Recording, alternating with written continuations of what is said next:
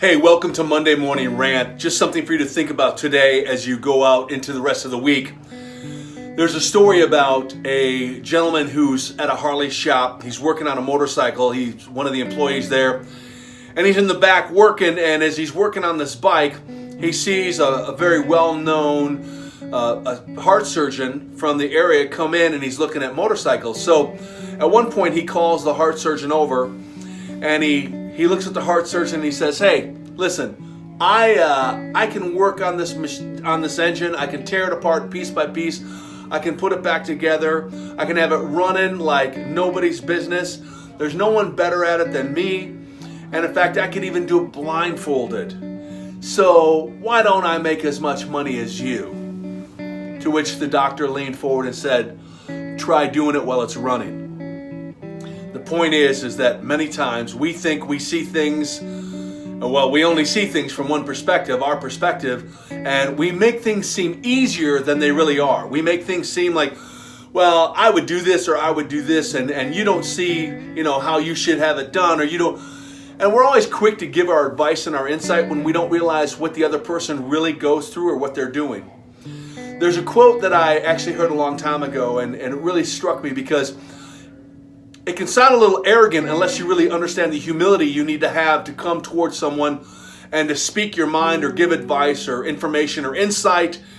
And it's basically this: you've earned the right to think, but you haven't yet earned the right to share insight or advice or your opinion, because you haven't gone through the pain, you haven't gone through the sacrifice, you haven't gone through the actual feeling of loss in this situation, to which then justifies or validates your opinion or your advice. It's basically saying this: many times when someone is going through a problem, we come up and we nonchalantly say, "Yeah, I know what you're feeling. Yeah, I know how bad that feels." And the truth is they don't. They maybe say that because they don't know what else to say. I know through all my health problems, people many times would say, "Oh, I know how you feel." And you'd be like, "Really? You've had 18 surgeries? Wow. You've had 16 months of chemo? Wow, I didn't know that." They didn't know how I felt, but they were at a loss of what to say.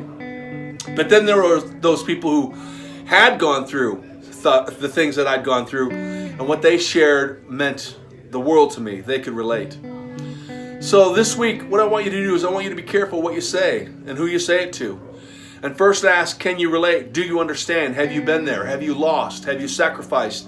Have you felt the pain? It's always funny to me when someone young gets married and they want to give marital advice. And I want to say, really? Really? Maybe in 10 years, maybe in 20 years.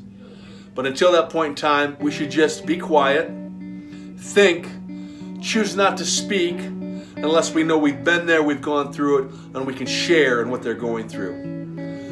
That's your Monday morning. Your little bit of advice to think about today. Guys, thanks for tuning in. Thanks for listening to the podcast. Garth Eckman, thedavidalliance.com. Break the channel loneliness and join up.